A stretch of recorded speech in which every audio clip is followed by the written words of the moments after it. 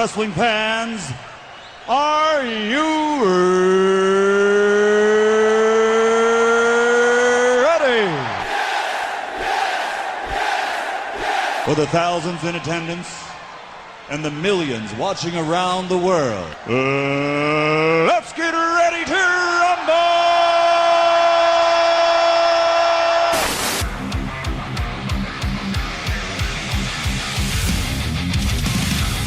And now, please welcome at this time your hosts, Graham GSM Matthews and RJ Marceau. You're listening to the next era of wrestling radio. This is WrestleRant Radio.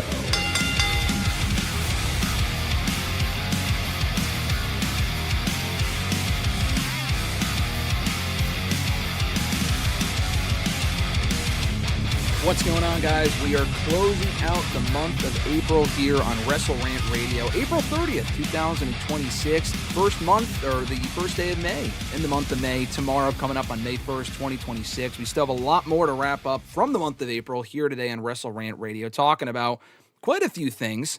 First of all, I was excited coming into the show, today, because after we spoke last week, we spoke on Friday, Mr. Marceau, who's here, of course, joining us here today with the one, the only Mr. Marceau. But Mr. Marceau, listen, I was excited to come into today's episode talking about the news that broke mere hours after we spoke last Friday. That being the vignette, I don't know if you saw it. It was blink and you miss it because it kind of got overshadowed by what happened right after. Lucha Underground may be coming back. I saw this little tweet saying that it might be coming soon. They might be doing more of a Lucha Underground. And then WWE went ahead and released like 20 people. So that kind of dominated the weekend. And we had a really good Raw on Monday. A lot of major matches set for Backlash that we will also get in here today. Some other news involving Triple H re-signing with WWE and whatnot. Quite a bit to talk about. Mr. Marceau, how are you doing today on this fine Thursday? I'm doing great. I saw the like you said, I saw the vignette for Lucha Underground. I was like, is this real? Is it April 1st again? I didn't know if we went back in time, but no, I saw it.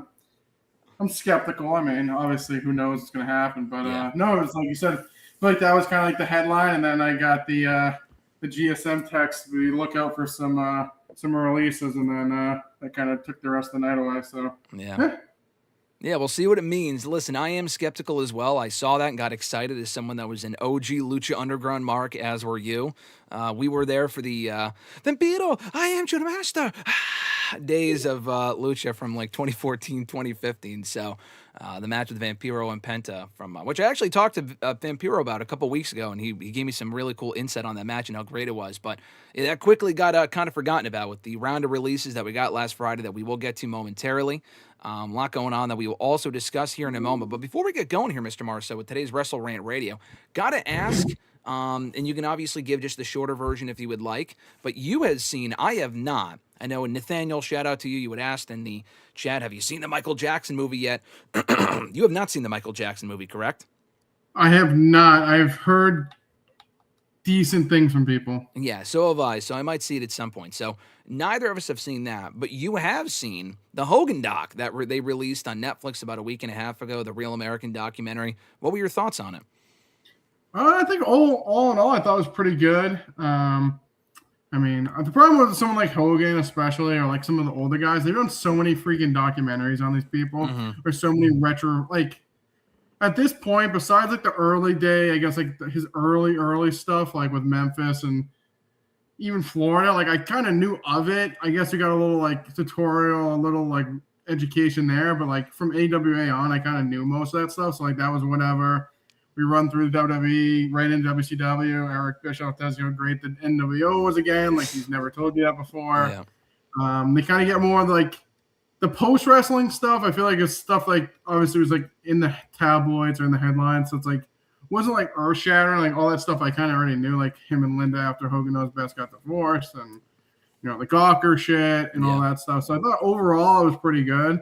But, I mean, I feel like it'd be better if I didn't know anything because, like I said, most of the stuff I kind of, like, episode 2, 3, and most of 4 I already knew. Episode 1 was, like, his really young upbringing, like, kind of going through that stuff. Like, he didn't get along with his parents, and he moved out and became a wrestler, da-da-da. It's like, that stuff was good, but the next 3 episodes were pretty much stuff that I was already pretty educated on. Yeah, so basically what you're saying is I think they do a nice job of, as someone who has not seen it, but just kind of hearing from you, they do a nice job of chronicling his career in life, but it doesn't really give much in the way of new information, it sounds like. Correct. Yeah, they do go like in order, which is nice. Like they do. It's not like they're kind of jumping all over the place like some of these like the A&E biographies. They jump from fucking 87 back to 82 back to 90. Like they literally go chronological order, which is nice. They don't kind of jump around, which is always good. But like I said, unless you've never seen any of these, you're pretty much they hit all the high points. So they do go a little bit in depth, kind of like WrestleMania 1 through 6. They do talk about 9, obviously. But besides that, like I said, it's pretty much stuff we already know. Yeah, that's what I figured. I am looking forward to checking it out. A lot of interesting cameos from what you had mentioned and interviews from people that they get for the talking heads on this thing. It is a 4-part doc. I was originally of the impression that it was only one documentary, like a 2-hour documentary. But I mean, it makes sense to do a multi-part series on a career in life as extensive as Hulk Hogan's. So I think it's 4 parts, and they're around like what, an hour each per episode? Around an hour each episode. Yeah, that makes sense. Okay, so I'll check it out soon. I'll give you my thoughts after I watch it. I don't know when I'll finish it, but I have to at least start it soon. But it looked, as far as how it was produced, it looked solid. Now, I know a lot of people have said, I've already seen most of it from watching all the commercials of WrestleMania. I didn't see most of those commercials, so I actually have not seen most of the doc. But I guess they kind of gave a lot away. If you were watching WrestleMania, then you probably have already seen most of it. But I am looking forward to checking it out soon. Like I said, this is WrestleRant Radio. New episodes every single Thursday on WrestleRant.com, WrestleRantRadio.com, right here on YouTube as well, and all major podcast platforms. I want to shout out the channel members real quick. Alexis, Miss Bond Matthews, Dylan the Giacomo, Mrs. Renee, Daniel Malcolm, at I'm Quarter on X, DJ Swerve1, at Swerve1 on IG, Mr. Marceau himself, at RJ_Marceau on X, John Ritland, Real Honesty with John Ritland on YouTube, Richie Red Planet Wrestling on YouTube, and Average Grunt, last but not least, at gruntwrestling.bluesky.social on Blue Sky. More information down below. Be sure to like the video if you are watching live. Subscribe, turn on notifications to be notified every time we're live here on the channel, specifically for WrestleRant Radio here on Thursdays, chatting about all the latest in the world of wrestling. So just give me 1 second here. We'll pull up the chat before we get into these releases. See a bunch of you guys here in the chat, including one Tyreek. He won't answer what fucking Love Ziggler is, but he will pop in asking about... He just said Michael. That's literally all he said. So he's probably asking about the movie for some reason, which we have not seen, Tyreek, but thank you for popping in nonetheless. Nathaniel, what's going on? Like I said earlier, we will talk about Kairi Sane momentarily. How do I feel about Copeland and Christian versus FTR being an I Quit match? Kind of feels like a hat on a hat. I think they already had a New York street fight announced for that match, a Double or Nothing. Now they're making it a fucking I Quit match. And also with the stipulation that if Copeland and Christian lose, they're retired as a team, which isn't going to happen. They're going to fucking win the tag titles before they... hat on a hat. I got my 3-piece suit on right now. Seriously. I mean, my God. I mean, that's like 3 or 4 stipulations in one. I'm looking forward to the match, but that is definitely too many stipulations. Isn't an I Quit match already no disqualification anyways? It is, yeah, basically. Yeah, I mean, well, they announced the street fight first, and then they made it I Quit, but I don't know if they're calling it an I Quit street fight. That would just be dumb, because like you said, an I Quit match is a street fight as it is, because there's no disqualifications. It just makes no sense. Daniel, what's going on? Thanks for joining, brother. Fernando said, we do not need another Lucha Underground. Lucha Underground are signed to major promotions, specifically WWE and AEW. The Lucha Bros are in WWE. Ricochet, the original Prince Puma's in AEW. John Morrison, Johnny Mundo is in AEW, I think. I think he's still under contract there. So you can't really do the same roster. I think even Dario Cueto, the real lifeblood of that promotion, I think is an MLW, although I'm not sure they could work something out. And it's not a case of like WWE buying the rights either. It's not a case of... them buying the rights and them doing their own Lucha Underground with the AAA stuff, which it was kind of a part of AAA back in the day, because I don't think AAA even owned the rights as far as I'm concerned. So I don't know. We'll have to wait and see as far as what it means. But just to see the vignette and to kind of see the mask again on their social media the other day was pretty fucking cool, regardless of what it leads to. Millennial Noob, what's going on, brother? Saying, good morning, Graham and RJ. It's almost a week ever since these WWE releases, and it's only a month. I don't know what you mean, Miss Millennial Noob, as far as it's only been a month, but feels like it's been a month since the releases happened. That is true. Fernando asked, you already answered this, actually. He said, have you guys seen the Hogan doc? Yes, we did. I Or no, I'm sorry. Yes, Mr. Marceau did. We just talked about it. I have not seen it. He said, I did not know about Hogan's brother. Did they talk about Hogan's brother in the doc, Mr. Marceau? They did, yeah. So, yeah, I'm not going to. They bring up his older brother that they don't really talk about at the beginning, but like during his like Hulkamania run, that he gets like intertwined there. But I won't spoil anything. Interesting. Okay, that's something to look forward to. I honestly didn't even know he had a brother. Chris Fatblander, what's going on? No, Mr. Marceau on camera. No, his camera's not working right now. I mean, he is here. Mr. Marceau is here. You just can't see his beautiful face. Also, he's got a fresh fade as well, so he can't be like... No, I don't. I'm getting a haircut tonight. It's not going to be just a 0. It's going to be a 0 all over. It's not a fresh fade in a sense. It's just going to be a buzz. My hair, honestly, I'm glad. I have a hat. I'm pulling a gram right now. I have a hat on anyways. Yeah. My hair is a disaster, so... I don't really grow my hair out long to begin with, but like right now, it's kind of absurd long for me. When was the last time you got a haircut? I usually get it every 3 weeks. Yep. I'm probably around like 4 to 5 weeks. So like, if I don't have a hat on, it kind of just like poofs out like a tennis ball. So lately, I've been just like, once I shower, I instantly just put a hat on. They like kind of like muffle it down, but like I really need to get it between 3 weeks. It's a tough time, like between 3 to 4 weeks. Yep. It's like looks like it. I'm like, oh, I don't really need a haircut. And then like, so 3 weeks to 4 weeks, that's like 28 to 21 days. By day 23, it starts going crazy. So I really need to stick to the 3-week regimen. Yeah. How bothered were you during COVID when all the haircut stuff was closed for a few months? What did you do? How long did you go without a haircut then in 2020? Oof. It's a great question. Well, my brother-in-law cuts it, so. Oh, okay. Yeah, I only really get like an actual haircut if I'm going to like a wedding or something nice. Yep. But usually my brother-in-law cuts it, so it's just like he just does a buzzer. So I don't remember. That's a great question, though. I feel like I saw them still like decent amount of time, so it probably wasn't too bad. But I mean, I remember times when we were at Endicott, it would get like fucking ridiculous. All I have like old pictures. I'm like, delete those. I was like, boom. I need to see those pics when I see you in a couple weeks. Maybe you'll get the fresh fade for the Rousey Carano fight when I see you on May. I might need to. Might need to. I'm looking forward to it. Fernando said Hogan Dog did get a lot more screen time than the talent did at Mania. Yeah, no. Like I said, that was the commercial. It was Commercial Mania, WrestleMania. Freak Like Najit said, if I'm pronouncing that correctly, if I'm not, I apologize. But he said, RJ, why are the Raptors still alive? Can you offer any insight on that? They are still. Why are they still alive? They haven't got eliminated yet. I haven't really watched a ton of that series. I've been more dialed into the Celtics and Sixers series. Okay. But I'm pretty sure the Cavaliers are up 3-2. So I mean, we'll see tomorrow. I think tomorrow night's probably Game 6. So we'll see if the Raptors are still going. I don't even know how they even made the playoffs. Honestly, I don't even really know who they have anymore. I think they have like RJ Barrett still, they're down 3-2 to the Cavs. Cavs are the higher seed, so I don't know how they're still in it. That's crazy. I think I saw the Rockets came back last night and beat the Lakers, so I'm pretty sure everyone's still playing, but maybe OKC is already through. Someone could probably, I think OKC is the only team that made it through yet. So I mean the Knicks are in a barn burner right now with the Hawks. Celtics and Sixers are kind of. Every series is 3-2 at this point, so it's been close. They've been good, though. Hockey's been pretty good, too, if anyone's been watching that. Who's doing well with hockey right now? The Avalanche swept. A few sweeps in the first round. I know the Bruins are still playing. They came back the other night and went overtime. There's a couple of double OT wins last night. I think the Flyers got through, and Vegas is up now. I think they were tied with the Mammoth. I mean, playoff hockey especially, I feel like it's really, really good. So definitely tune in if you have time. No, my Chicago Bulls didn't make it this year. They did not make it. No, the Sun made it and they got swept. Let's go. The bubble, baby. Oh, they got swept. Fuck.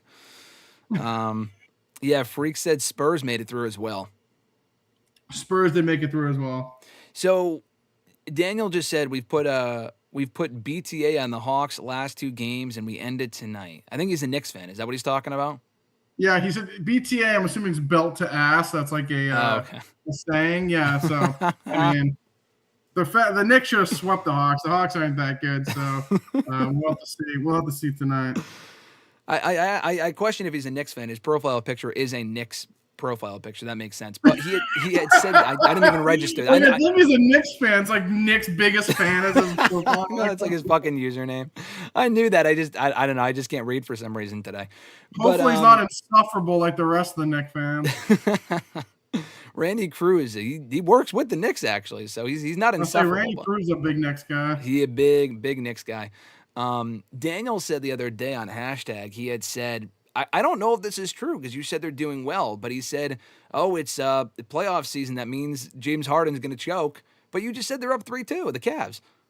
They are up 3-2, but it shouldn't even be a series realistically. Like I said, Toronto's not great. So I think they were actually down. I think the Cavs were actually down like in the series. Now they've caught back up. I think that's what he was talking about, maybe, yeah. I mean, the problem, you know what the problem is going to be? The problem is if the Cavs win, they get to play the Pistons, who've also been like, they're down right now to the 8th seed. So then the Cavs can then make it to the Eastern Conference Finals, and they probably play the winner of Celtics Knicks. So I think they'd lose to either team. Mm-hmm. But yeah, no, it's not looking good. The ass shaking's probably going to make it to the next round.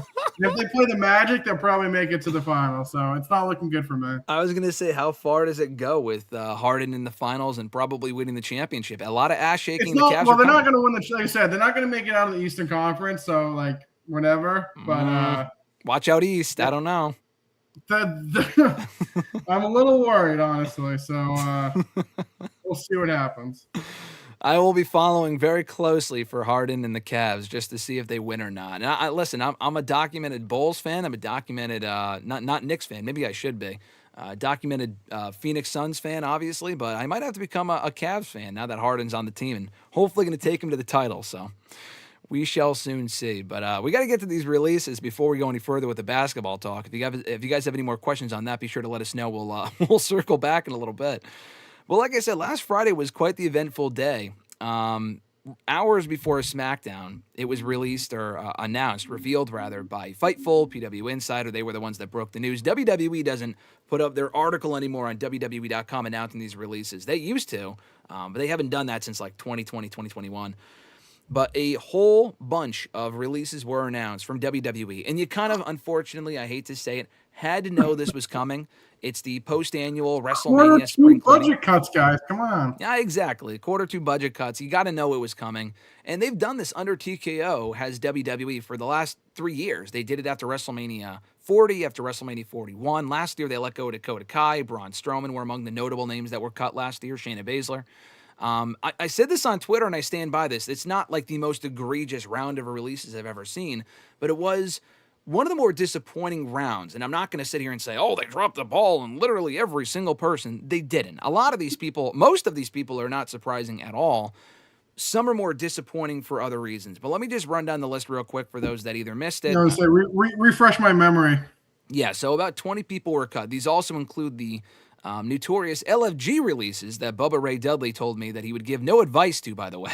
But anyway, here are the releases from last week. Alba Fire, Aleister Black, Andre Chase, Apollo Crews, Bo Dallas, Chris Island, he was on LFG, Dante Chen from NXT, Dexter Lumis, Eric Rowan, Joe Gacy, all from the Wyatt Six, Kairi Sane, Luca Crucifino of the Tony D'Angelo family, Malik Blade, who was in NXT, the Motor City Machine Guns is Alex Shelley and Chris Sabin, Nikki Cross, Santos Escobar, Serena Linton from LFG, Trill London, who was on NXT/LFG, Tyra May Steele from LFG. She was actually the LFG Season 1 winner. She was an Olympic gold medalist alongside Gable Steveson. She was cut. Tyreek Igwe, Tyson DuPont, who was actually who we interviewed in Nashville 4 years ago, and only one person remains, unfortunately, of the people that we interviewed that day. Zelina Vega and Zoe Stark. So about 24, 25 people that were cut. There might have been one more from, I think, Sunday. That was an LFG talent as well. But a lot of notable names in there from the main roster, NXT, LFG, for those that follow that show. I'm not going to go like, oh, what were your thoughts on fucking Trill London getting released? But what were your overall impressions, Mr. Marceau, before we kind of break this down here? Yeah, I mean, I think besides Zelina, well, I guess you could tie her with Aleister. Besides Kairi and Zelina, and I guess Aleister, I guess you'll pair them as a pair. Yeah. I wasn't overly surprised with the names on this list. I mean, I've been like the biggest Alba Fire mark for the longest time. I I kind of came to the grips that they just were never going to push her. Mm-hmm. I mean, she also was kind of tough. She was kind of like the tough transition because she was coming from NXT UK. It was right around COVID. And it was like right when Vince came back, we did the 2.0 shit. And that's when she came to NXT proper, and they changed her name to Alba Fire. I mean, I hope that if Triple H was still in charge, I mean, she was the NXT UK champion for a long time. I figured like eventually, like they knew how good she was, that they'd eventually turn it back. Maybe that was like a 2020 thing. They felt like it passed her by, but I don't know. She was having a great match with Toni Storm, Rhea Ripley. I don't know. I feel like that one to me just like always just feel like they dropped the ball on her, especially. I feel like she could have been a lot bigger than she was, but the other names, we said the Wyatt Six, like, yeah, it sucks, but like, I mean, once they drop the tag belts, I'm like, what are they gonna do with them now? I mean, I didn't expect them to put like a singles champion on any of them, especially Bo Dallas. So definitely some of these names were disappointing, but not many of them weren't a shock overall. No, I mean, it wasn't really a shock, and it really just has to do with, padding the bottom line, as they always talk about. The timing is never ideal. I know it's spring cleaning. You call up a lot of people. They're calling up a lot of people right now, as they should be. Everyone they're calling up is main roster ready for the most part. So I understand why you would, call people up in place of letting people go. The optics of it aren't exactly ideal on the business side of things, because you come out of WrestleMania calling it one of the highest grossing events of all time, and then they're like, hey, we're going to fire 25 people. So it's not as if they can't afford to keep these people on board. But obviously releases happen. I've talked about that a lot. I think a lot of this kind of gets misconstrued as, oh, you can't keep everyone. Yeah, no shit. I think AEW should obviously I think they can afford to let some people go or cycle out talent. They hire a lot of people. They don't let go of a lot of people. And a lot of those people on the roster wonder, why am I not getting television time? It's because they don't cycle out talent more. Now, would I rather see a lot of these talents' contracts expire as opposed to just being outright released? Yeah, but that's not really how it works in the sports world and the real world. So, I mean, I've said that before. I'm not really surprised by it, so it's not even really worth complaining about. But there are different people here that bothered me or disappointed me for different reasons. So, a couple of months ago, I know you remember this. In January, when Oba Femi first debuted on Raw right after the Rumble, he absolutely destroyed the Viking Raiders. Not even in a match. He just came out and wrecked them. And we said that week, bro, these guys are not making it past the post-WrestleMania cuts, okay? And they weren't even on TV after that. I don't think we've even seen Eric or Ivar on WWE television since then, okay?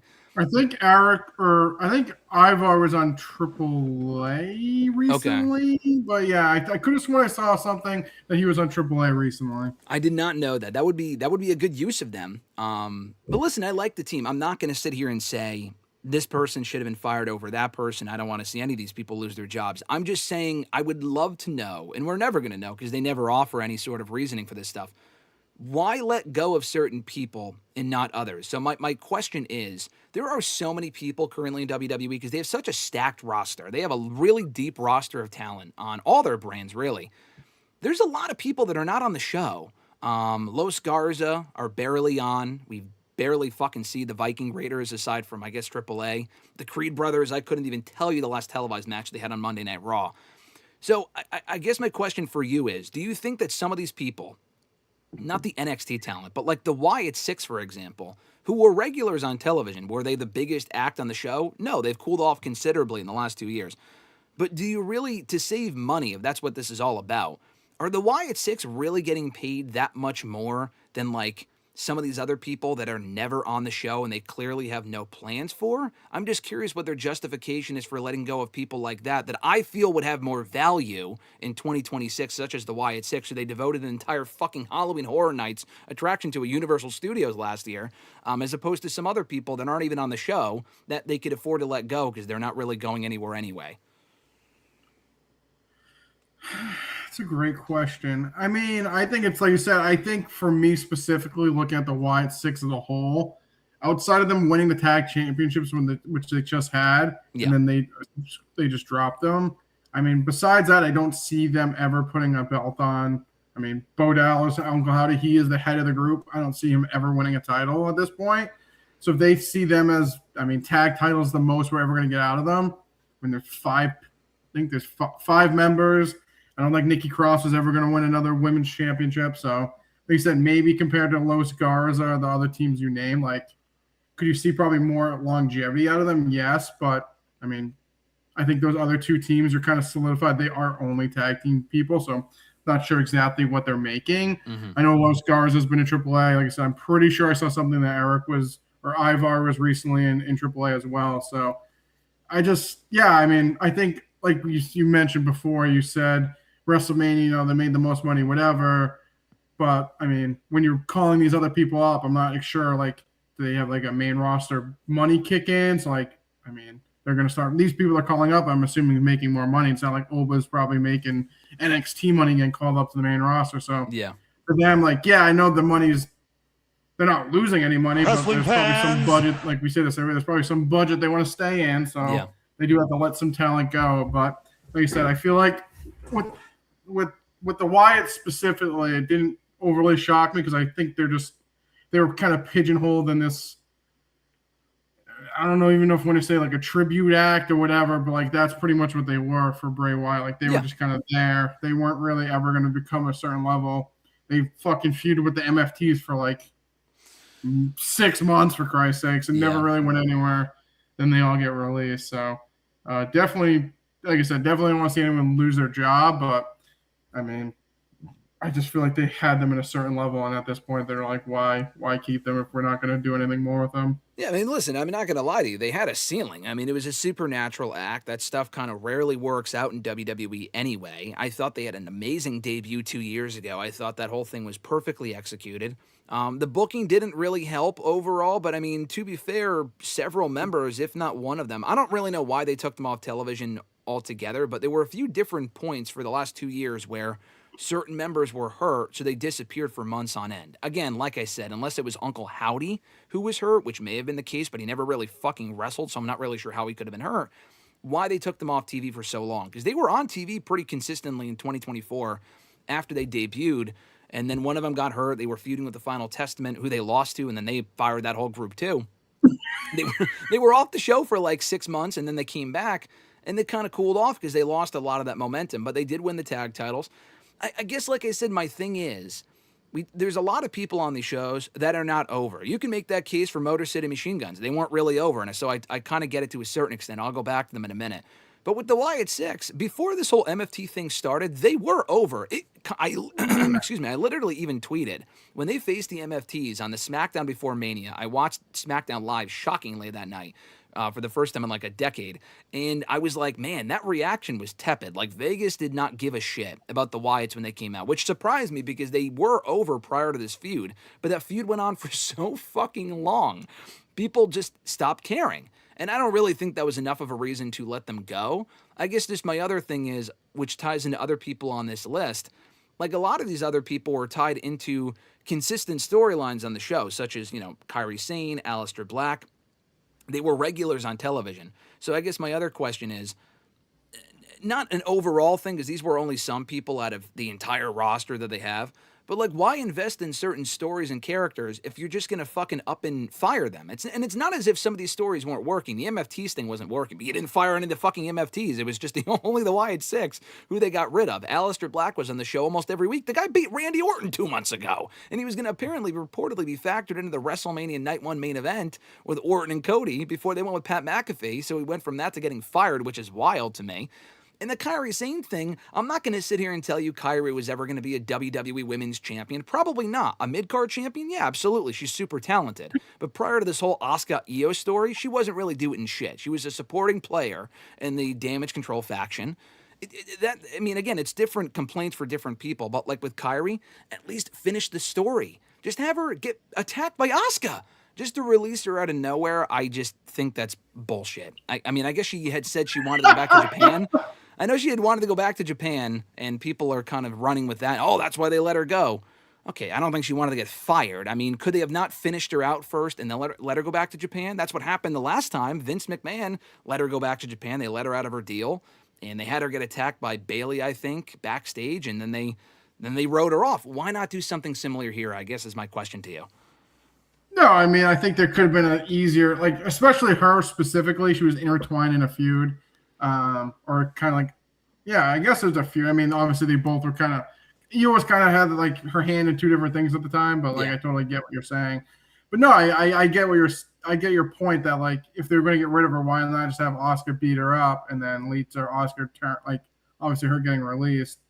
I mean, maybe they came on April, whatever it was, and said, "Hey, we got to let go people. What's your plans with her after this feud?" And they said nothing. So just get rid of her. Yeah. I mean, like you said, it didn't really make much sense because she was just on Raw. Like you said, they were teasing the feud. She just beat Io. I mean, I feel like it was seemingly that was the next thing. Was obviously they're going to have Asuka and Io face each other, and then obviously Kairi would be involved. Like I said, my only other thought would be they figured after this was over, they really didn't have any plans for her, so just cut bait now, I guess. But like I said, at least with Aleister Black, it wasn't like he was like intertwined in like an actual feud. I think hers is a little bit more egregious just because there was a feud basically based around her, and then they fired her. I liked what they did with Asuka and Io on Monday.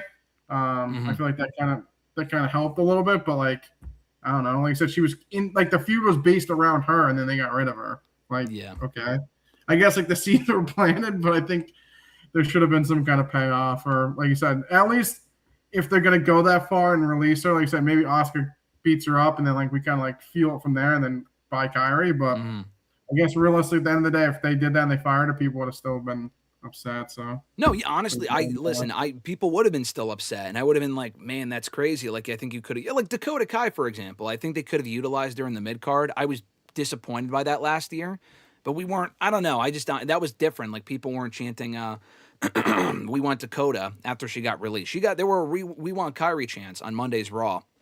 I think it was Fernando that asked earlier in the chat. Again, I'm going to be bouncing around here, but with Kairi, do you think there's a chance they could bring her back and she gets the quote-unquote R-Truth treatment? I don't think that happens. Again, she wanted to move back to Japan, so I don't really think long-term she was ever going to stay in the company. Could they bring her back to finish the story? Yeah, but then would they really do that? I don't think they will. You can't see my hand, but it's pointing at the camera saying no. No, I mean, at this, like, I just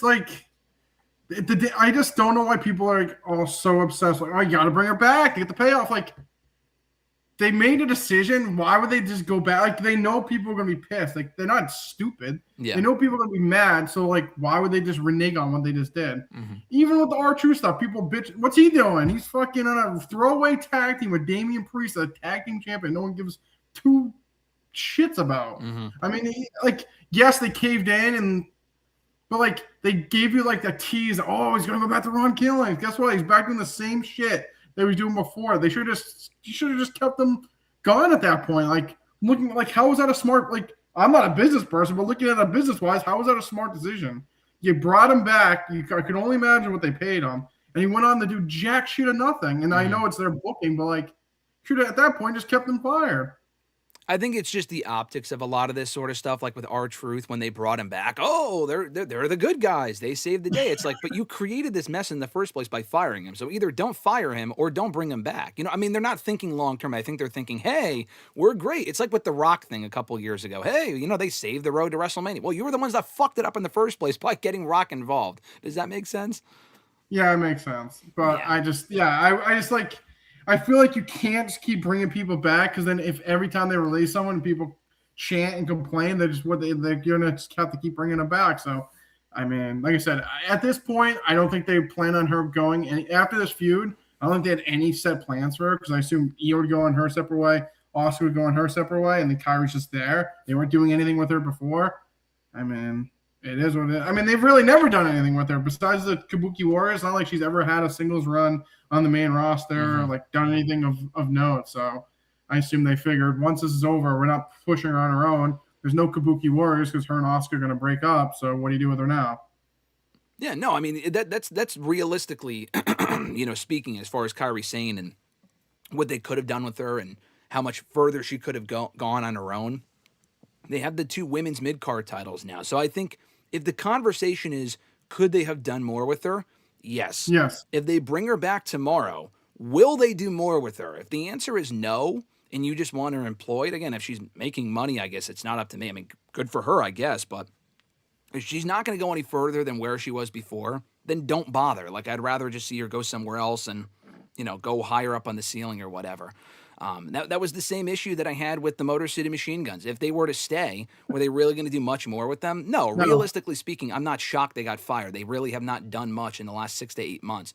My frustration there with them is, well, first of all, I know this company doesn't give a fuck about tag team wrestling, and that's been pretty evident for a long time. So again, I shouldn't really be as shocked. I guess what's more surprising to me about that is that they were only there for like a year and a half. They were barely there. It's not like they've been there for a decade. What'd you say? It was like a run in the territories. It was basically a run of the territories. Listen, and on the opposite end of that, I will acknowledge this, and I said this on Twitter, I'm glad they even went. And that might sound stupid, like why would you want them to go if they were going to get released? It was now or never. If they went to AEW in 2024, they were never going to WWE. And as someone who was a longtime fan of their work, I'm glad they got that opportunity. And they got the tag team titles, albeit quickly, and they lost them, and they didn't really do much after that. But they were involved in 2 amazing matches last year. The TLC matches on the SmackDown After Mania and then SummerSlam. Those were 2 of the best matches all year in WWE, so I'm glad they had that opportunity. Could they have done more with them and kept them around to pad out the tag team division? Yes. Were they going to, did they give I mean, dude, you just said it yourself. They have the tag titles on R-Truth and Damian Priest right now. It was a bleak ceiling for them in WWE. But again, I'm glad they went because is there a chance now for them to go to AEW and do their thing over there? Do they have to go over there? No. But would AEW hire them? Yes. If they left AEW 2 years ago, or let's say they were there for a year, WWE would have never fucking hired them. Now, did WWE hire them 2 years ago to keep them away from AEW? Most likely, yes. I mean, they probably hired them at that point because they knew AEW wanted them, and at this point, they don't really seem to give a shit. But I guess on that same topic, first of all, your thoughts on them getting let go, and second of all, whether it be them or someone else, is there anyone else whose name that we mentioned from this list that you could see popping up in an AEW or New Japan or TNA or whatever going forward? Yeah, I mean, like you said before, for me especially, like I feel like once they won the titles and then they lost them, just the way they book tag teams. I just, like you said, they don't really look high on tag team wrestling to begin with, and once they won the belts and then lost them, I'm like, they're not like just going to give them another run. I just feel like, especially with them, how old they are, I feel like it was like they won the belts. It was good. They had a couple of good matches. And then from there, it's like, all right, on to the next one. Like they don't see that, like they don't see it as like, they don't see tag team wrestling at the level of like, this is going to draw, like people aren't overly interested. So we're not going to draw anything. These guys are specifically only tag team guys. They already won the belts. What else are we going to do with them? I mean, that's how I see that. That's how I feel like they saw them. Is like there really isn't anything creative they could have done with them outside of them winning the belts and having some good matches. So then they just didn't do anything. I mean, we barely saw them on TV recently. Like you said, they have the belts on Priest and R-Truth. So fucking random. But I mean, I could see them going back to TNA. I mean, AEW, I guess. I mean, if they want to go on like Ring of Honor tapings or something, but I feel like TNA seems like probably a better outcome, but it wouldn't shock me if they went to AEW for a couple one-offs. Yeah, TNA kind of needs the roster depth. I'm not saying they should hire everyone on this list. I'm not saying that at all because I could see people saying, keep them away from AEW. Listen, if you hire 1 or 2 people, I think it's fine. And the idea that you can't hire WWE rejects, WWE hires AEW rejects. It's the fucking territories. It's no different. I mean, if you're hiring everyone that was released, that's a different story. But if you're hiring 1 or 2 people, I'm not sitting here advocating hire Apollo Crews, put the AEW world title on him. I think Apollo Crews is great. Do I think he has any ceiling of success in AEW? Not really, no. I think, honestly, he would do better on the independent scene. In AEW, I feel like he would just get lost in the shuffle. But, man, Bubba Ray Dudley was on a fucking roll this week. Did you see that he said the other day that Zoe Stark should not only go to AEW, which in and of itself, okay, fine opinion. I don't really necessarily agree, but whatever. He said that AEW should hire her, but they should capitalize on the fact that she never had a chance to come back from her injury, which is true. It's a shitty situation. But long term, were they really going to do anything with Zoe Stark? She was a really good worker. She was there for a few years. The PFC stuff was fucking terrible last year with Sonya and Shayna. On her own, she was a good worker. She sucked on the mic. But Bubba's big, idea was, put her on Dynamite. Give her 5 minutes promo time to talk about how Triple H screwed her over and how in AEW she's going to be a massive star. And he said that she'd be a big babyface. I'm hearing this and reading this. I'm like, the fuck are you talking about? Like, that sort of stuff is why people look down on AEW hiring ex-WWE talent for dumb shit like that. That might be one of the worst takes I've ever heard in my life. I think Zoe Starks, like I said, she's good in the ring, but like I don't think I couldn't tell you one promo she ever cut in her life that was worth a nickel. Yeah, it sucks that especially her situation. She was hurt and then got fired, but I mean, come on. She wasn't like I don't even know who you would compare it to. It wasn't like she was this big breakout star and they're like, oh, we dropped the ball with her. It's not like it's Roxanne. Let's put it that way. Yeah, it's not like, she was decent in the ring. Like I said, never cut a promo that I'm like, oh my God, they need to put the strap on Zoe Stark and push her to the moon when she was on, like you said, like that PFC or PCF, whatever the fuck it was called. Pure Fusion Collective, PFC, yeah. Like, even that, I'm like, okay, like, at least, like, maybe this will get her on. Like, she was never over. Like, people, like, I feel like she was a good wrestler that people really never really connected with. Even when she was in NXT, like, she was fine, but, like, no one, I was like, oh, my God, they dropped the ball with her. Like, how did they miss out on her? She was going to Dynamite. Like, she wouldn't even fit. Like, no. Come on, Bubba. Yeah, just a dumb opinion. Maybe in Ring of Honor on the ROH tapings, like you said, and it's not the same thing either as, like, I could see someone making the comparison, well, the Motor City Machine Guns were great wrestlers, not great talkers, no different. No, it's not the same thing because WWE needs tag teams. They need more tag teams. Their tag team divisions are fucking dead as shit on both brands right now, Raw and SmackDown. I don't know if this is exactly a hot take. They don't need more women. They have a lot of great women as it is. They just called up Sol Ruca, Blake Monroe's getting called up, the entire group of Fatal Influence. And there's so many more women in NXT that are due for a call-up. Jada Parker, Kalani Jordan, Zarya is still in NXT. I think they just hired a few other women that are making waves right now in NXT. They lose Zoe Stark. It's not going to make any much of a difference. And listen, I like Zelina Vega, but to be perfectly honest, unless she was with Alistair, she also hit her ceiling in WWE. She had a really long run. Good for her, but her best role in that company at this point was as a manager. She already won the Women's United States Championship last year for like a month or two. It was a very short reign. Didn't really get over. Her music was terrible. They didn't really do enough with her. But again, they have so many more women that they can fill the void with. And like we were kind of talking earlier, how do they not how do you get rid of Zelina Vega, for example, not like B-Fab? Well, it's because B-Fab's in a role right now with Jade Cargill. When that's over, they probably will get rid of her, but that's why she's probably good for right now. My only issue with Zelina and Alistair is that Alistair, it's kind of the opposite of Kairi, where he wasn't really involved in anything specifically right now, whereas Kairi was, but Kairi's long-term future was she didn't really have a whole lot to do. I feel like there was more you could have done with Alistair. You only brought him back a year ago, so what was the point of even bringing him back if you were just going to let him go a year later? It's a great question. I don't know. I don't know. That's a great question. Maybe Road Dogg was a big fan of his, and they were going to push him, and he was on SmackDown. They got rid of him, and they moved on from different plans. I don't know. Like you said, I feel like if anything, he was just starting to kind of get comfortable, and I feel like he was getting his footing. Like you said, he won a good amount of matches in a row. I feel like I was like shocked. Like you said, I was more shocked. I'm like, they just kind of brought him back, and I feel like they were starting to use him. Yeah. Nothing like crazy. Like you said, not like he was like contending for the U.S. title and like, what the fuck? You just fired him out of nowhere. But like you said, with Zelina especially, outside of her being with Alistair, I mean, doesn't shock me. I feel like her best run was when she was with Andrade like a while ago as a manager. Yeah. Her and the LWO was kind of like a sympathy, like, oh, we need a woman, so they threw Zelina in there. She didn't really do anything. Like I said, she had a title run, but it was kind of blink and you miss it. She kind of did more like, you saw her more just like accompanying like Rey Mysterio or like the Garza or Cruz del Toro and Mendoza out to the ring. Like she wasn't really in a big role, so not shocked in the sense, but like I guess if they're getting rid of Alistair, or I guess it goes both ways. If they're going to get rid of Alistair or Zelina, they're kind of a package deal, unfortunately. Yeah, I guess. I don't know. I'm not saying that, fire one of them and not the other, but I feel like Zelina was more expensive. Could have been a case that Zelina's like, we're going to let you go, and he's like, I'm sticking up with my wife, and I'm not. Like, we don't really know. Nothing's really ever come out of it, but maybe they looked at like, hey, we really don't want her. So we're going to let her go. And he's like, well, if you're going to let her go, then I'm leaving too. Yeah, totally possible. Like you said, we don't know.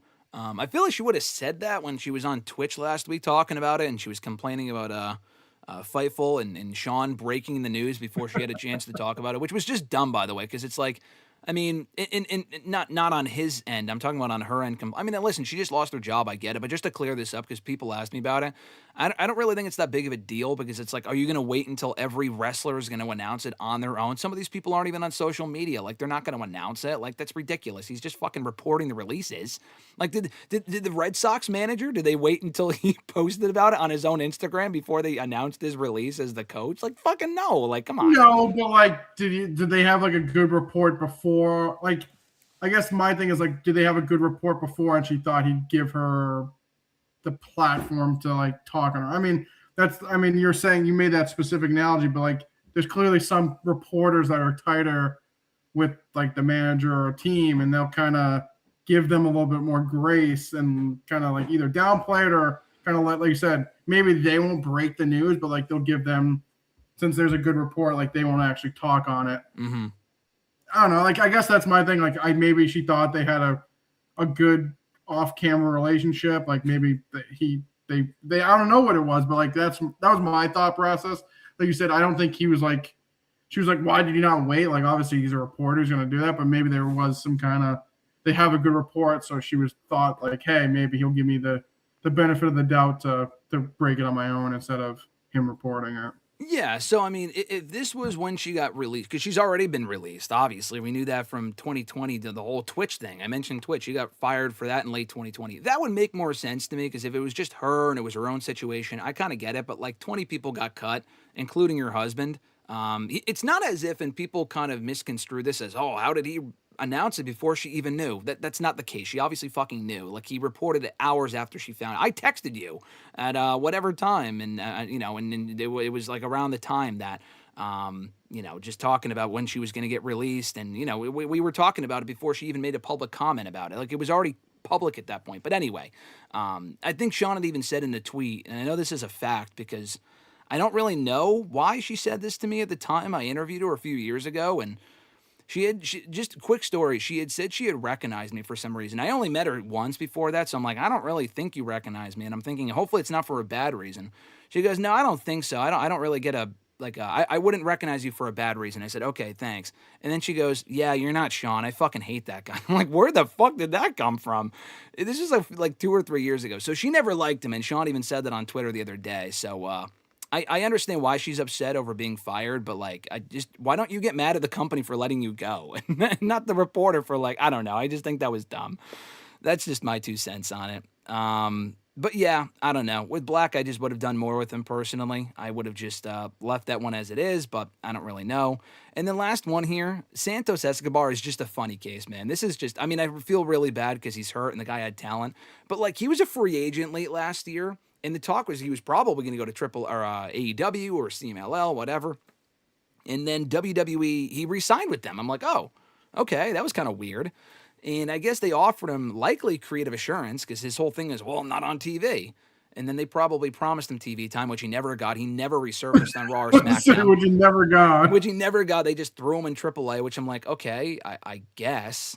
And then people were shitting on him for having a bad match there, but he got hurt in that match. That's why he looked shitty. I'm not saying he's in his peak prime condition right now, but I think Santos still has a lot to offer, and then they fired him anyway after he got hurt like a month ago. Now, again, it is shitty that they did that. Should he have re-signed in the first place? No, he should not have. If he made more money in the last 6 months than he ever would have in any other company, good for him for making that bank before they cut him. But this is like Gallows and Anderson 2.0. Like, I saw that, I'm like, that's crazy. Like, what a shitty thing to do. And he should have never re-signed in the first place, obviously. Yeah, no, I mean, when I saw his name on the list, like I said, don't want to see him fired, but I did laugh a little bit, just like you said. He was going to be a free agent. They could bring him back whole. Like, he's going to have like this insurance. Like he said, he'll probably have like a nice run. They'll probably do something with him. I figured to go AAA. Maybe he'd be like in Dom's shoes right now, like AAA champion. Nope. He just popped up like 3 months randomly, attacked someone, had one match and got hurt in it, and now he's gone. So, I mean, not that like I said, not that I just what did you expect? I guess at the end of the day, buddy, like. Yeah, I don't know. It's a kind of one of those like, what did he really expect at the end of the day? They weren't really using him before. He's not on the younger side. They bring him back. He does nothing for months. They put him on AAA. Has that one little like, oh my God, he's back. Gets hurt, and then now he's gone. Yeah, just crazy. And I will say this one last thing. because someone had mentioned this to me on Twitter. Oh, they had to know what they were getting themselves into with WWE. You're 1,000% correct. Every contract that you sign with any company, really, but especially WWE, it's a risk. With any of these people, whether it be the Machine Guns or Aleister Black, you have to know, unless you're a tippy-top talent, you're not safe. No one is safe in this company. You can get cut at any time. It doesn't make it any less disappointing that they don't do enough with certain people or they fire them under certain conditions, like they're hurt and they fire them. I think that stuff is shitty. I had seen Escobar was denied access to the PC for rehab. I know that sounds like, well, why would they grant him access? Well, it's like he got hurt on your fucking watch, so you probably should. But again, whatever. It's like the Ridge Holland thing kind of all over again, even though that happened in TNA, but that was because of WWE. Anyway, long story short, that, it is a risk when you sign with WWE. Doesn't make some of these more disappointing, but there's so many other people on this list. Apollo Crews had worked there for 10 years. I mean, I'm kind of shocked he survived the many talent roster cuts up to this point. Him, some of the people in NXT, Andre Chase. God bless you, Daniel. I know you're a big Andre Chase fan, but, his time was up. Alba Fire, we talked about her earlier. I'm shocked she lasted this long, but I'm glad she did. Hopefully she made bank and she made a lot of money, and now she can go out and do whatever she wants. Is she someone that stands out to you as someone that, from this round of releases, excites you the most to see what she does next? Because I feel like she has a lot of untapped potential. Yeah, I mean, depending on where she goes, like you said, I just feel like it's tough. I mean, I feel like, real honestly, and it sounds like people don't know why, if she really wants to make like a full, try to revamp her career, you got to go to TNA. I think so. I know people hate on TNA and they shit on TNA. She went to AEW, she'd be right in the middle, and I don't really see her getting past a certain level. If she goes to TNA, I feel like she could win the championship and kind of revamp what she had before. And then you go to one of the bigger companies. So I would recommend going to TNA, like you said, rejuvenating what she had. Kind of feel like it could be like a Drew McIntyre situation, like go to TNA, build herself back up, and then go back to one of the big companies now that they got that Alba Fire stench off her. No, I totally agree. Actually, someone from NXT UK did the same thing. Her name was Dani Luna. She never made even NXT proper, but she went to TNA, had a great run. She actually just left recently. I forgot. I don't know why she left, but maybe she felt she wasn't being booked properly. I don't know, but she kind of rebuilt her stock back up to the point now where I could see her in AEW. Whereas if she went there before, she would have barely sniffed dark before they either didn't sign her or let her go. Perfect example, Isla Dawn, her tag team partner. She was fired a year ago. She's done some stuff. I think she popped up in MLW, but she also has done a lot of stuff. I think she's under contract at AEW, actually. But she's largely on Ring of Honor. And honestly, for her, I'm not saying she's bad, but I think that's her ceiling. I think Isla Dawn is fine. I think Alba Fire has a much higher ceiling. I don't want her to see her go to AEW and then end up in Ring of Honor where no one gives a shit and no one sees her. I think TNA, like you said, for all the flack they get, and a lot of times justifiably so, I think she can really shine there and become Knockouts champion and get a bigger platform too on AMC than she would in Ring of Honor, competing on fucking Honor Club or wherever the show airs nowadays. No, yeah, I completely agree. Like I said, I feel like she should go TNA, kind of rejuvenate what she once had, which I think she could do. I think she's still on the fairly younger side. I think she's in her early 30s, so I feel like she's still young enough. She's 33. Still young enough, I feel like you said, get a year or two in TNA, to kind of get back to where she was before, and then she'll be 35 going to one of the big companies. So, yeah. I mean, we've seen what she can do, so I think she can do it, and it's definitely worth the try. No, absolutely. She's still young enough for sure, talented enough, and I love the Drew McIntyre comparison, and not even just because I think they're both Scottish, but I think it's a spot-on comparison because I think she has that sort of potential to really kind of rejuvenate her career. And just to make this clear, Triple H was every bit as responsible for these cuts as TKO. I know Zelina said, oh, TKO called me, not WWE. Yeah, TKO might be the one making like the announcements and stuff to the talent, but like WWE is still responsible. What I think happened here is Mark Shapiro, Ari Emanuel, or whoever the fuck looked at the books and said, hey, we're over budget. You got to make cuts. You think they fucking know who Apollo Crews is? I mean, come on, man. Like, they obviously left it up to Triple H to make these cuts, and probably Shawn Michaels, too.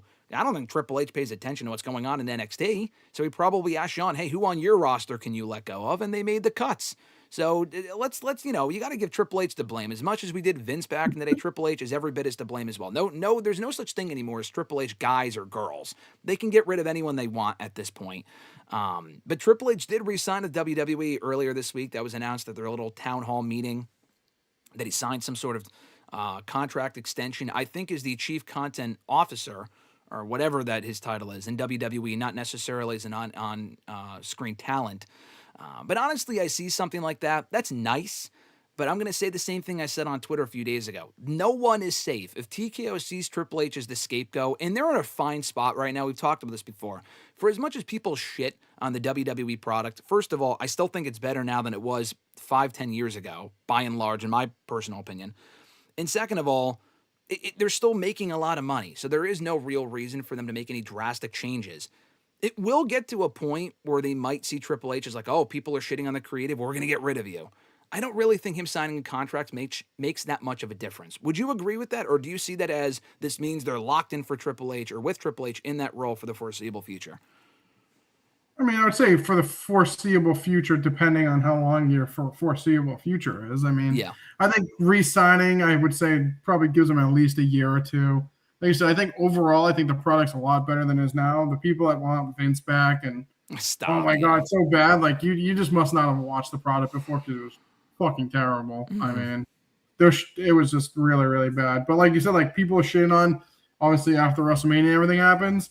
I mean, we got a pretty good build for Backlash coming up in a couple weeks. I mean, everything they announced on Raw so far. Yeah. I mean, I'm pretty much digging everything that they announced on Raw. So, I mean, yeah, they were taking some flack for Mania and all that stuff. But, I mean, I don't know. I don't know if it's just the way they do it. I feel like their B pay-per-views or PLEs have always, like, under Triple H, usually hit more than the main stuff. I don't know if it's our expectation we expect more, but I mean, just looking at Backlash now, I think overall it looks like a really solid card. Oh, it looks great. You know, we'll get to that in a minute. But I do want to ask you this comparison because someone asked me about this on Twitter, and I thought it was an interesting comment. I don't agree with it necessarily, but you'd be the perfect person to ask.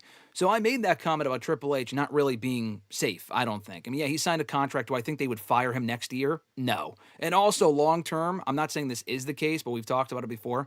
If The Rock was the one that they had replace Triple H in that role, or Brian Gewirtz, God forbid, I think the product would be far worse off. That would be a massive fucking step backward. But I don't know what the optics and that dynamic there is. But anyway, I had said that Triple H I don't think is safe. Even if, I think TKO cares enough about their public image where they'll make changes where necessary, but they won't see themselves as the problem. They'll just blame Triple H because he's the one writing the shows, and surely their influence isn't the issue here, even though people are literally shitting on TKO themselves. And then someone brought up to me that, well, if they haven't made changes with Dana White, who they also own with UFC, and he is far more problematic and been involved in bigger controversies, and he's still there, then Triple H will be fine. And my answer to that was, and again, I'm curious what your thoughts are because you know more than I would on this. Triple H is more expendable. Triple H to me is not synonymous with WWE. Dana White is. I think Dana White is more synonymous with UFC and more integral to the success of that promotion, and also a far bigger promotion than Triple H was with WWE. I think Triple H is more expendable in his role than Dana White is. I think Triple H wants to be the Dana White of WWE, but he's not. So I'm just kind of curious what your thoughts on that would be. Yeah, I mean, I just also feel like ever since TKO, Endeavor, whatever, has taken over the UFC, I mean, I feel like you said, similar to Triple H, I feel like all the flack does fall on Dana. I just feel like the problem with him especially is like there was obviously we had Dana White when him and the Fertittas owned the UFC. Okay. And like we kind of knew what they were going for. Now it's kind of like Dana gets a bad rap because like, in a sense, he's like selling out because he's still there and like used to be, we put on the best fights and like And now it's like TKO is in charge and we're just getting, what's going to make us the most money? Like they don't make the big fights anymore. Like their fight process and like the booking of the fights is basically like what's going to make us the most money. And I feel like he's unfortunately the scapegoat because he's the face of the UFC still, regardless of if he's in charge or not. So I feel like he's kind of fallen down a little bit because people blame him because we've known him as the Dana White who is in charge on TV, fighting for the UFC, doing all this big stuff for UFC before it kind of got mainstream. And then now he's kind of getting all the flack because that's where people think of UFC. They think of Dana White. Yeah. Yeah. So he's getting the flack for it, but do you think that they could afford to let Dana White? I mean, do I think they should let him go? I mean, I don't know enough about him to say yes or no. I mean, I've heard some, dumb shit about Dana White, but I don't think they would let him go. I think they see Triple H as being like, all right, anyone could do your job. I'm not sure if anyone, I don't know if they perceive that anyone could do Dana White's job, if that makes sense. Yeah, but I feel like now Dana White's more of like he's more of like he's not even really doing like he's more like the face. He's like the face of ownership, pretty much. Like he's not making fights anymore. Like he's kind of just like the head honcho. He's like the public. He's like the voice of the UFC. So it's like he's the one that's going out doing the press conferences and all that stuff. But like he's not matchmaking anymore. It doesn't seem like. And I mean, he's just kind of more behind the scenes, but he's like more of the on camera. Like he's not before he was like on camera, but like he was making the fights and he was doing all the big stuff. He's not like that anymore.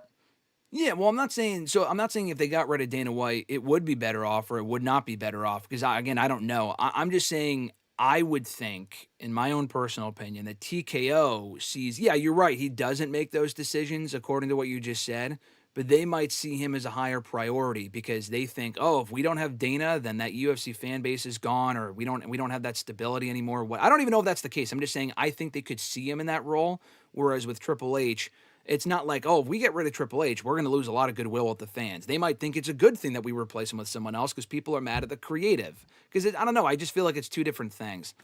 I just feel like, no, I think people are more mad at him than you think. Like at Dana? It's similar with WWE. Like, instead of being, like, I'm trying to think, it's like, I'm trying to think, you kind of worded it there and then I kind of got crossed up. It's like, the UFC at this point is the UFC. It's like the same with WWE. Like, they get rid of Dana White, people are still going to watch the UFC. It's not like he's like the end all be all. Same with Triple H. You said I feel like he's expendable too. It's like the machine's more running it than the singular person. So I guess I agree because again I don't really know much on this subject. But you're saying he's expendable. I guess my question is, do you think TKO thinks that Dana White is expendable? I think they think anyone's expendable. Okay, all right. Besides jolly old Saint Nick, I think pretty much everyone's expendable. Okay, so if they think Dana White's expendable and they haven't gotten rid of Dana White yet, do you think that bodes well for Triple H probably not going anywhere anytime soon, which I think is for the best personally? If they're making money, I don't think he's going anywhere. Okay. Either one of them or just Triple H are talking? Either one of them. Okay, interesting. Interesting conversation. Let me pull back up the chat here, see what you guys are saying. Oh, Dana's also tied in with Zuffa Boxing, so he's spread a little bit more thin than Triple H. Obviously, Triple H is strictly just WWE, but Dana's doing more stuff with the Zuffa Boxing stuff. But I still think, like you said, at the end of the day, a company like that, unless they're losing money, I mean, like they said, that like Nick Khan just came out and was like, yeah, I know, like we didn't, WrestleMania, we didn't make as much money as we expected last year, but like we still made money. Like they said, at the end of the day, like people are shitting on them. Oh, why they go back? Oh, WrestleMania sucks.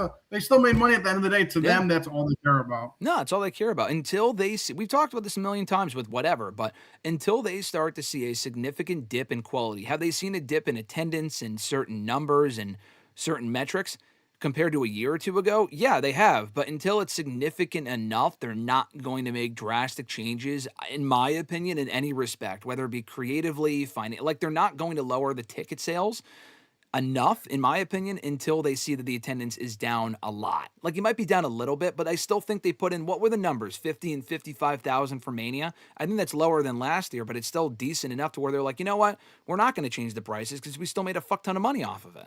Yeah, and he kind of like half acknowledged it. I mean, Nick Khan did acknowledge like, hey, maybe going to Vegas 2 years in a row wasn't the greatest idea, which I'm happy like they actually acknowledged it. Like, most people are like, why would you do that? And they're just like, oh, like, I feel like they just like, oh, we're WWE, we're going to do what we want. But I'm glad they kind of acknowledge, like, yeah, kind of hindsight looking at it, like, probably wasn't the greatest idea ever. That's all I want. Honestly, I just want more vulnerability as far as, like, admitting our mistakes. I know not every company does that, but just saying, hey, listen, it worked, but it didn't work as well as we thought because we were scrambling to sell tickets going into Mania with the fucking deals. Oh, 50% off at night one, all this other shit. And hopefully they don't do that again in the future. And they do admit when they've done something wrong and they're like, yeah, we probably should have stuck with New Orleans. That transparency, personally, as someone who follows and enjoys the product, that's all I ask for. Noel said earlier in the chat, the Wyatt 6 could have been something special, but after the Bray Wyatt later story, it was over. Bray Wyatt passed away years ago. The Wyatt 6 came after that. But if you're talking about the Wyatt 6 with Bray before he passed, I think it would have been better off. I still think he would have died a death. Honestly, if Bray was still around and they did the stable, I still think they would have fired most, if not all of them at some point, to be perfectly honest. Maybe not Bray, but probably the rest of them. Eric said, did y'all just start the stream? No, we've been streaming for a while. Daniel said, Hunter had Alistair in NXT. How did he forget to use the guy? He didn't forget to use Alistair. Again, you also got to remember, do I wish he had kept him and done more with him? Yeah.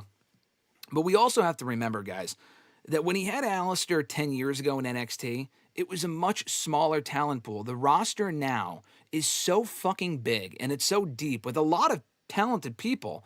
They can't utilize everyone and push everyone at the same time. Carmelo Hayes got like an awesome run as U.S. champion. If it wasn't him and it was Alistair doing that, people would be complaining, why aren't they doing more with Carmelo? You know what I mean? You can't elevate everyone at the same time. I'm not saying that they didn't, I think they made a mistake by releasing Alistair, in my opinion, personally. But you can't push everyone simultaneously. It's just a lot tougher now to push people than it was 10 years ago. If Alistair had come, here's my problem. If Alistair, when he was called up in 2019, I think here's another thing that I'm curious if you agree with on this. The Vince stuff, it really goes back to Vince. And I'm not saving all the blame here from Triple H. But here's the problem. A lot of these people that Triple H brought back should have never been fired in the first place. They were fired under Vince. Alistair, his peak was like 5-10 years ago. If they had used him when he was at his peak, we wouldn't even be having this conversation. But because Vince was in charge and completely fucked the guy, I mean, when you bring him back in 2025, it's not going to hit the same because he should have been doing well. If Triple H was in charge 10 years ago, I don't think a lot of this would be as much of an issue as it is today. Does that make sense? No, you're making a lot of sense. Like you said, I feel like a lot of the people, like I think if Triple H was in charge, like they would have never got rid of Swerve, but they did because Vince was around. I don't think they would have got rid of Alistair originally, but they did because Vince was around. Like they said, perfect example. I feel like Alba Fire. She was kind of like they said she was NXT UK, which Triple H was overseeing. He gets ousted right when NXT 2.0 comes out. They make Alba Fire. I figured Triple H would like realize like I have a talent here.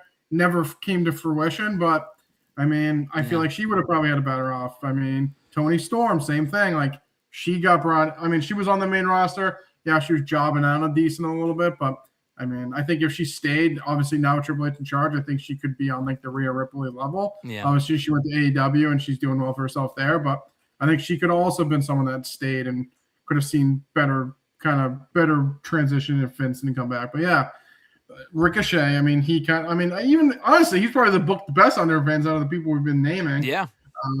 But yeah, I mean, obviously, like Vince came back, then he left, and then Triple H. It was kind of like a lot going on. Like I said, I don't want to put no blame on Triple H, but I mean, there was a lot of shit going on at the same time. It really is amazing. I wish we could take a peek at that alternate universe where Triple H was already in charge a lot earlier than he was, because genuinely speaking, I'm not sure if AEW is a thing. Like, I think if Triple H was running it 10 years ago, a lot of those elite guys would have gone to WWE. I mean, I don't know if they would have gone and created their own company. I think a lot of them would have either come to WWE or Cody would have come back earlier than he did because the company was such garbage 10 years, 15 years ago, what have you, that a lot of these people are like, I would rather work almost anywhere else than go back to WWE or go there for my first, break or whatever. I think the Bucks would have come in at that point, and I don't know if AEW is even a thing, so we might have Vince to thank for that. Honestly, of all the shit that Vince was so incompetent as a booker at that point that he actually created a whole alternative product. We may not have needed an alternative product, is my point, 10 years ago if it wasn't for, Vince being in charge. So it's kind of crazy to think about. Let me see. The Noob said, have the Motor City Machine Guns go back to TNA and get inducted into the Hall of Fame. Yeah, that would be great. I'd be totally fine with that. Fernando asked, out of everyone in the Wyatt Six, Mr. Marceau, is there anyone that you could see rebounding the best somewhere else? My answer might be Joe Gacy, because I feel like he's the youngest and is still a really good worker. Like Bo, I don't see him going anywhere else. Rowan's already 40-something, I'm sure. Nikki Cross, maybe, but I think the answer would be Joe Gacy. But what do you think?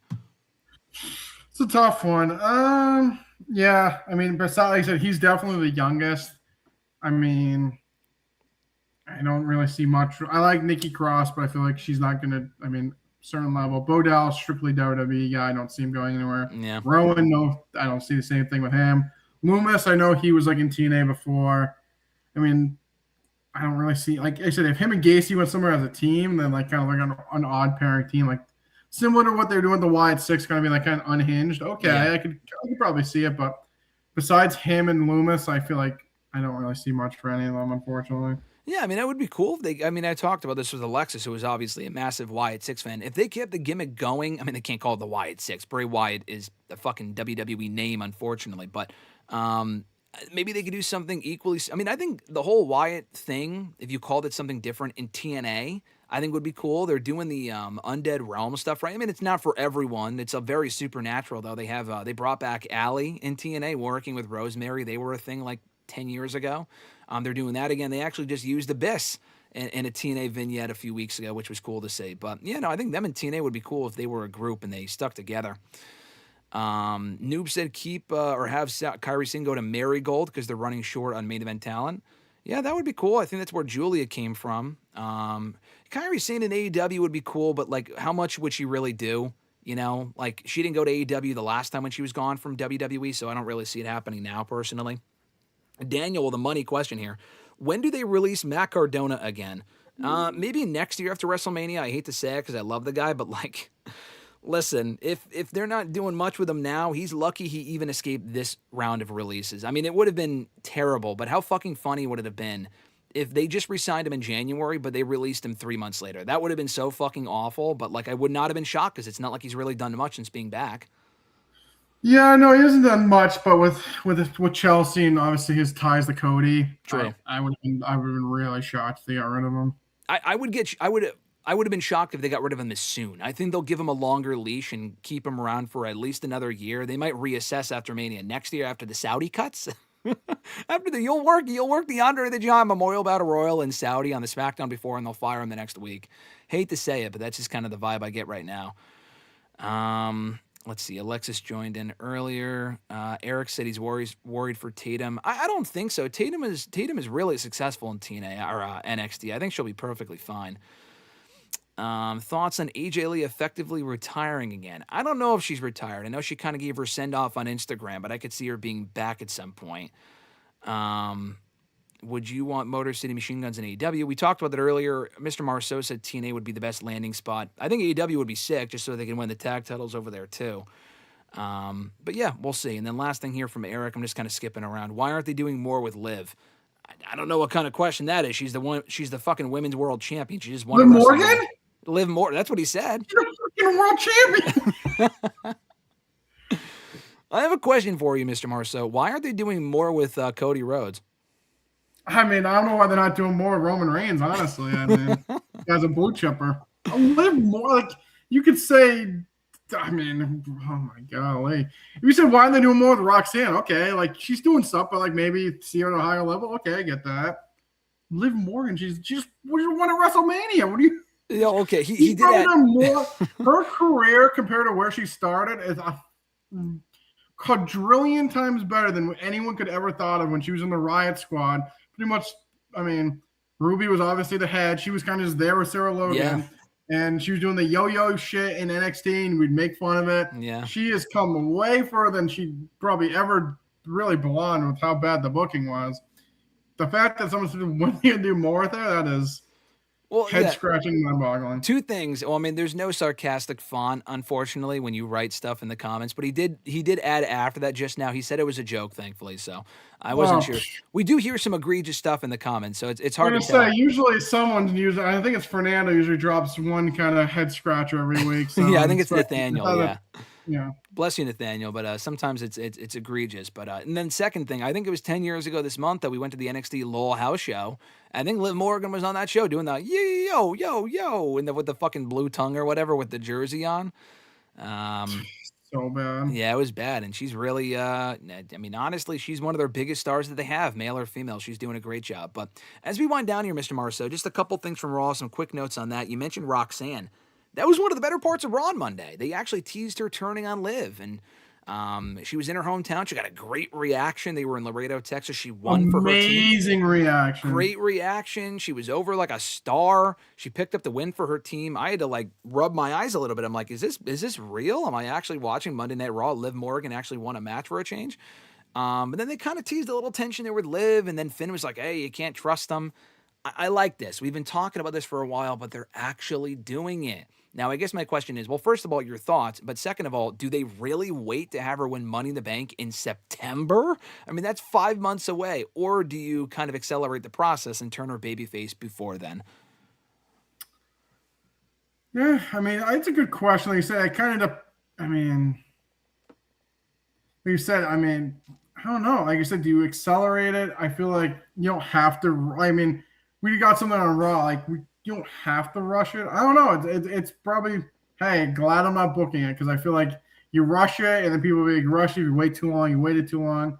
I don't know. I feel like she's starting to get over. Like you said, obviously on Monday. I feel like people see that and it kind of like changes their perception. I feel like she was obviously over Raquel. I mean, they're technically the way that they book it. They're going, oh, I'm going to be out there tonight. So you guys set your sights on the tag team titles again. So maybe we get something with them. Like they're going to go for the tag belts. Not sure how long you can drag that out. But I feel like that might be like the initial direction. And obviously we pivot to her and Liv. But I mean, I thought it was a good start. I like how they acknowledged that they were kind of getting there before they got attacked by Stephanie. So I'm assuming Stephanie's coming back too. So I could kind of drag it out a little bit further. But yeah. I like how they set a little breadcrumbs, on the ground. Little breadcrumbs. But no, I thought like you said, obviously she's in her hometown. We've been to plenty of people's hometowns. I thought she was super over. Her winning clean was great. Yeah. Well, I guess she didn't win clean, but I mean, her winning was good for the team. I mean, she's a fucking star. I mean, they dropped the ball on her. I don't really know how you push anyone else. I mean, she's young, she's attractive, she's really good in the ring. She's pretty good on the mic. I think she's good as a heel or a face. Yep. I feel like she's pretty much you can't mess her up. Yeah, it's not like they released her or someone like a Stephanie or whatever. You know, these women are around for the long haul. It looks like, and they're finally. I mean, she had a good spot in the Judgment Day. I thought it was kind of an odd pairing when they first called her up and she was in the Judgment Day, but I think we said it at the time. Like she ended up adapting fairly well. It was a great spot to put her in the Judgment Day or in every fucking segment on the show. So if you put her in a prominent spot from the get-go, it's going to bode well for her, and it's kind of paying dividends because now people want to see her turn on Liv. I texted you Monday or Tuesday morning. She's the one to beat Becky, but honestly, dude, she might be the one to beat Liv. I mean, it's not Stephanie taking the title back, I don't think, and maybe am I stupid for saying that? Maybe it's Roxanne who takes the belt from Liv at some point. Yeah, no, I mean, I like you said, besides Ruka, I think we were talking via text, like besides Ruka and Roxanne, I don't really know who else on the Raw roster you'd have take the belt off, Becky specifically. Yeah. Who knows if they're going to do like a shake-up after all these people get called up. Yep. I mean, who knows? So maybe they'll change. But even any other babyface that's on SmackDown, I mean, Tiffany just won the U.S. title. There really isn't anyone else on SmackDown I want to see that's a babyface to come take the belt off Becky. So I feel like them two are pretty much the only two people that come to mind. Like you said, depending on how this plays out, we'll see how much longer Liv has the title. But no, I mean, a babyface Roxanne beating Liv would be great. No, that would be. I'm looking forward to that feud when we get it. And like you said, they're playing little breadcrumbs, little seeds. But maybe it's going to be a 2-year story, as everything with the Judgment Day is. But I'm glad they started that storyline on Monday night. You mentioned Backlash earlier. You know, for all the dissatisfaction right now, with WrestleMania, that overall was good, and then they do the releases, and it's like, well, there goes that goodwill. They announced a pretty strong card for Backlash. You got to call a spade here. They've only had 3 matches set so far. This might be the whole card based on recent trends with WWE PLEs, but it's a pretty great card. I mean, Roman Reigns, Jacob Fatu for the World Heavyweight Championship. That's announced as of Monday's Raw. Asuka and Io Sky, Sans and Kairi Sane, unfortunately, she will not be involved unless she comes back and makes an R-Truth return. And then lastly, which I didn't think they would run with the Backlash, but they're doing it, Seth Rollins and Braun Breaker, which I thought was a really good segment on Monday. I saw some criticism of it, and I'm like, where does this criticism come from? I thought it was a really good segment. We'll obviously do the predictions next week, but your thoughts on these first 3 major matches being set for Backlash next weekend? No, I mean, I think all 3 of these matches are pretty big. Like I said, overall big matches. I mean, Asuka, Io, we thought we were getting at Mania. We're getting it here. Seth and Braun, thought that's what we were getting at Mania. We're getting it here. And, I mean, if they go through Jacob and Roman, I mean, that could be a WrestleMania main event someday. I mean, that's a main event of WrestleMania style match. I mean, what we got on Raw was great with Jacob attacking Roman. For these 3 matches they announced so far, like I said, I mean, we're quick to jump on it, but I mean, like you said, there's probably only going to be 4 to 5 matches on this card, so we'll see what comes out of SmackDown. Yeah. But I mean, these 3 matches alone, I mean, I'm down. Yeah, I'm sold. I mean, Backlash has been a consistently strong show. I think people forget, even more so than Mania, for like the last 5 years. I mean, last year was great. in St. Louis. I really like Pat and Gunther last year. I liked that match more than most. But even Cena and Orton, it was a spot fest, finisher fest, but that was a fun match. They did Becky and Lyra on the show last year. That great four-way for the U.S. Championship. So last year was great. 2 years ago, they were in France. That was a stellar show. 3 years ago was Puerto Rico. Obviously, that was a great show. Bro, even 4 years ago, we were at Backlash in Providence 4 years ago, and even that was a really good show. So I think they're on a pretty good streak of strong backlashes, and I'm looking forward to this installment next weekend.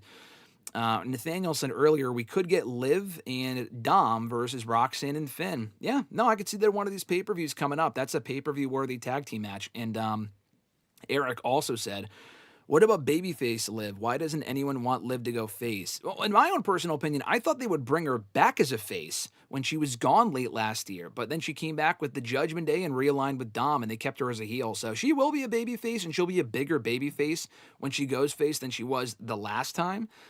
Total 180 from when she was a babyface SmackDown champion 4 years ago, and that reign kind of sucked before Ronda took the title back from her.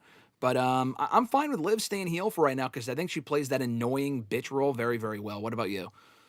In a sense, I feel like she's a heel obviously by what she does. Yeah. But the reaction, she's clearly she gets more of a baby face. She's a fan favorite at the end of the day. So like you said, I feel like she does play her laugh could put makes me want to fucking kill people. Her laugh is so annoying. Yeah. But like I said, she plays that annoying heel character well. But like I said, she's a heel on TV. She's doing bad things, so the people cheer her. She's kind of like a tweener in the sense of her character is clearly a heel, but people like her, so they cheer her. I feel like you said, depending on what they do, she the way the eventually turn, I feel like she has to be the one that turns on Roxanne. Roxanne turns on her. I feel like it's not going to work. I feel like it has to be the other way around. Yeah. But yeah, no, I think, like you said, I think Liv eventually will become a good face from being such a great heel. But I would keep her heel for the time being. Yeah, for a little bit longer, I agree. And last thing from Raw, which also got people talking, Oba Femi beat Grayson Waller in a quick match before declaring an Oba Femi open challenge going forward. Now, this caused a lot of criticism because we do get a lot of open challenges, including on that same friggin' show. They did Becky and Io, which was also great, by the way. Really, really liked that match. I don't know where Becky goes from here, but I thought that match was great before Asuka cost her the win. But Oba Femi open challenge, personally, I said this the other day on Twitter, but I have no issue with this. I think this is a fine way to keep him busy until inevitably, very likely, he wins King of the Ring. And that's in 2 months, bro. Technically in a month and a half because it's almost May. I have no issue with the open challenge. Is it what you're going to do with him for the next year if he faces Roman at Mania? No, that would be lazy. But people are like, oh, how do you follow up him beating Brock with him facing friggin' Grayson Waller? Well, what the fuck else is he going to do? You're not going to do him and Gunther. I think that'd be stupid right now. They don't really have any other options. I think he should still win the world title by SummerSlam, but if you have him beat some mid-carders or some jobbers for the next 2 months, I think everyone will live. I think it'll be fine. But what were your thoughts on it? Are you a fan or not a fan? I'm a fan in the sense, like you said, there's nothing at this point, there's really nothing to do with him. He's not winning the belt right now, I guess is the best way to say it. So he's not winning the belt anytime soon.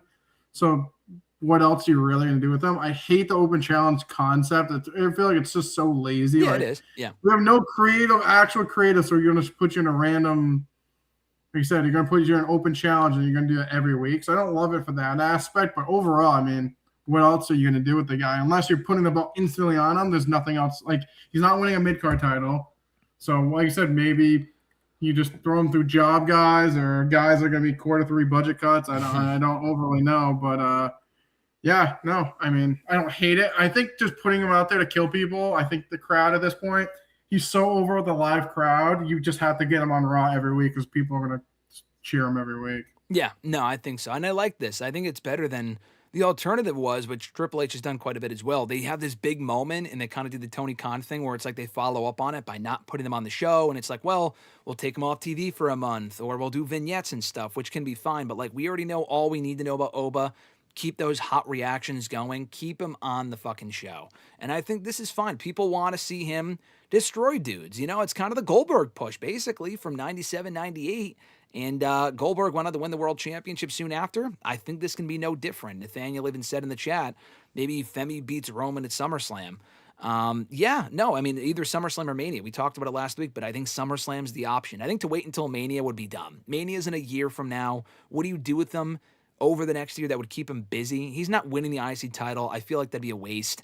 Just put the fucking... if he beat Brock Lesnar of all people, he's got to be world champion by SummerSlam, and honestly, I think he will. But anything else, Mr. Marceau, that we didn't talk about here today before we ride off into the sunset? I think we hit all the high notes, right? Yeah, I think we covered pretty much everything. I will definitely watch the Hogan doc and let you know what I think. But it sounds promising based on what you said. I mean, I probably won't learn much, but you know way more about the territory stuff than I do, so I probably will learn a little bit. I'll watch it soon, and I'll give my thoughts here after I watch it at some point. But new episodes of the show every single Thursday on WrestleRant.com, WrestleRantRadio.com, right here on YouTube and all major podcast platforms. Want to shout out the channel members one more time as we ride off into the sunset here. As I said, Alexis Mismont Matthews, Dylan Giacomo, Mrs. Renee, Daniel Malcolm, at I'm Quarter on X, DJ Swerve1, at Swerve1 on IG, Mr. Marceau himself, at RJ_Marceau on X, John Ritland, Real Honesty with John Ritland on YouTube, Richie, Red Planet Wrestling on YouTube, and Average Grunt at gruntwrestling.bluesky.social on Blue Sky. My apologies, Grunt, if you're watching after the fact. No AEW talk here today, but I will say I did like Dynamite last night, so if there's any news coming out of Dynamite in the future, we spent a whole lot of time talking about Darby winning the title 2 weeks ago, so the next time something super eventful happens, I will talk about it here on the show. But until next time, guys, be sure to like the video, drop a comment, subscribe, share, all that stuff on your way out. Would be awesome to for you guys to do that. And we will be back here next week on the show. So until then, for Mr. Marceau, I'm Graham GSM Matthews. Have an awesome month of May. We'll catch your ass down the road.